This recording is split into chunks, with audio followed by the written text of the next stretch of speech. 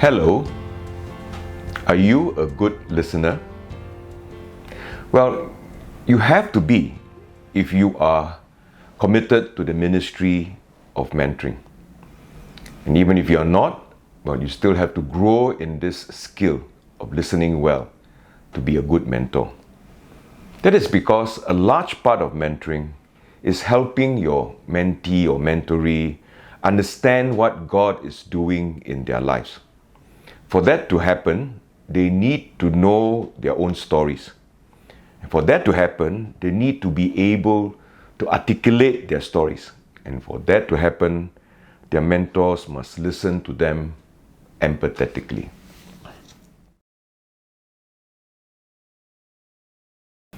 What is empathetic listening? It is listening to someone cognitively and emotionally. In other words, you're seeking to hear what they are thinking and what they are feeling. One way we connect cognitively is by active listening. You repeat back what a person has said to make sure you understand what you heard.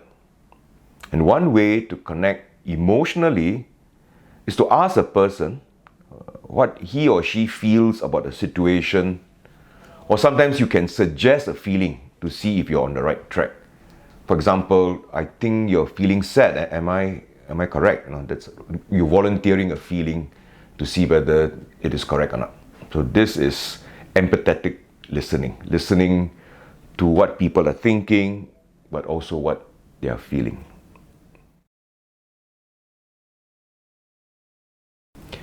Some reasons why empathetic listening is important. Firstly, like I said, it provides a platform for your mentoree to articulate their story so they also begin to see what God is doing in their life. But there are a number of reasons why empathetic listening is very important. Number one, empathetic listening is in many ways an end in itself. It validates the person who is being heard. And when someone is being heard, they feel I'm important enough for someone to listen to me. It validates them. It gives them some courage to understand that their life is important. Secondly, it may also help to give voice to someone. People may have many things they want to share, but nobody asks them. So when you ask them and you listen to them, it gives them a chance to speak out. What they actually wanted to speak out, but they had no opportunity to do so because no one was listening to them. Thirdly, of course, it also helps you to better understand your mentoree. Since you're guiding their development, it helps you to better understand, and therefore, finally, it helps you to better know how to guide them. So, listening as an end in itself, it helps people to give voice to their lives. It helps you to better understand them and to better know how to guide them.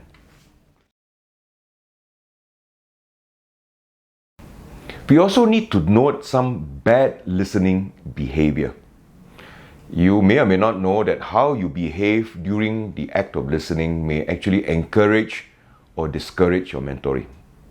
Some bad listening behavior include interrupting. They have barely spoken a few sentences and you're already interrupting to give them your evaluation or what you think or try to solve their problems for them. So interrupting is very bad. You let them speak as long as they want before you even begin to say anything.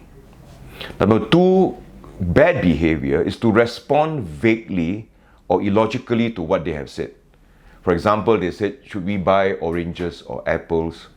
And your answer is durian. So they never talk about durian. They talk about apples and oranges. And therefore, it gives the clue to them that you didn't actually hear them. You may only be pretending to hear them. Common things that distract the listening process is looking at your phone or your watch, or you look around the room, but you don't look at the one who is talking. That tells them you're not really interested. Ironically, you may be listening, but the message that comes across, I'm not focused on you. And finally, fidgeting, of course. You tap on the table, you are shifting position all the time, you click on your pen, which I tend to do actually. Again, it tells them that I'm impatient and let's get this over with. That actually may not even be the lesson you want to bring across, but that is what has been heard. Apart from bad listening behavior, there are other things that we must try to avoid. Number one is to give advice. You listen for a short while and you're already telling them what they should do. You should do this, you should do that. If you remember, mentoring is letting them come to understand what they themselves need to do, not you pushing a solution prematurely. So one bad thing that you do as a listener is to give advice very early. Number two is to be defensive, especially if they say something that you don't like. So instead now of focusing on what they are saying, you're focusing on your own defense of a particular position.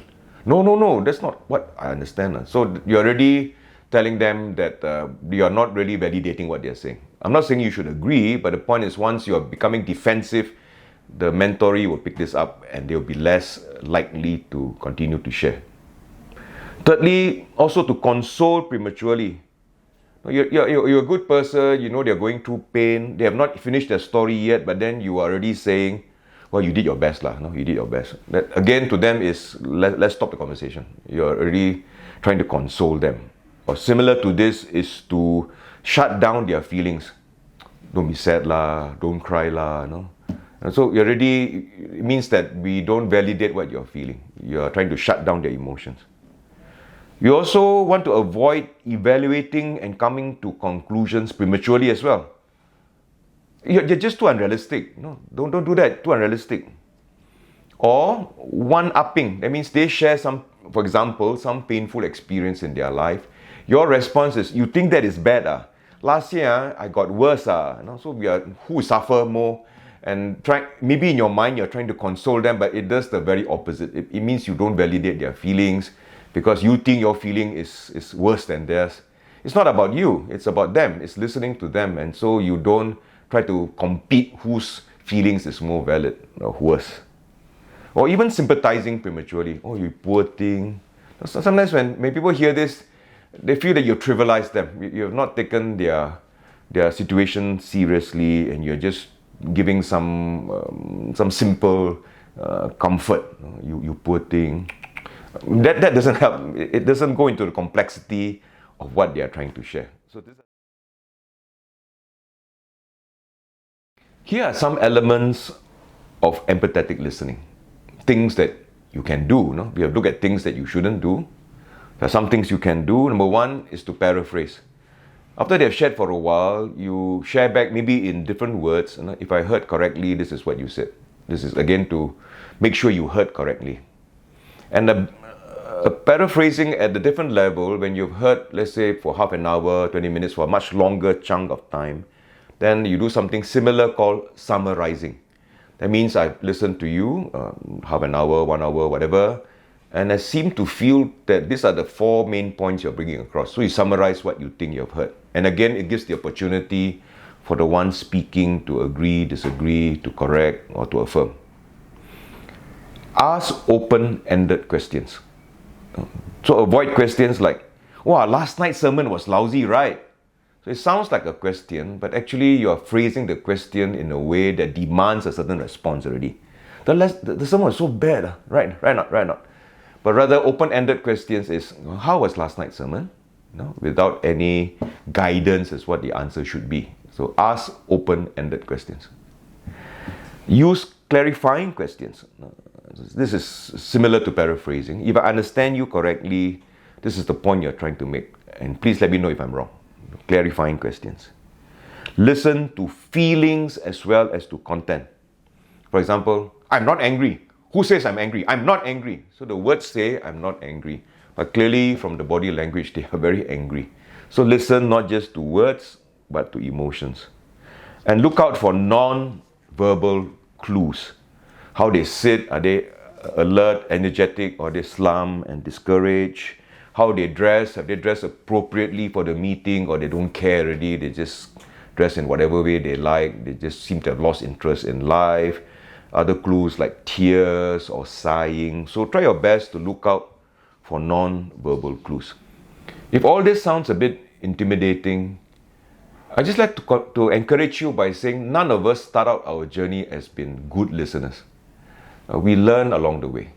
And even up to now, I'm still making mistakes, as my mentoring groups will tell you. I'm still giving advice. I'm still trying to tell people what to do. And I'm still learning, but at least I know where I've gone wrong. I try to correct myself. So not to be worried that you are not the super listener starting out. We're all on a journey, but this is what we intend to be lah. We intend to be someone who loves our mentoree enough to give them the gift of empathetic listening, which enables your mentoree to embrace their own stories and grow in understanding of what God is doing in their lives. So James 1:19 says, "My dear brothers and sisters, take note of this. Everyone should be quick to listen and slow to speak." This is true for all of us, but especially true for those of us who want to serve as mentors.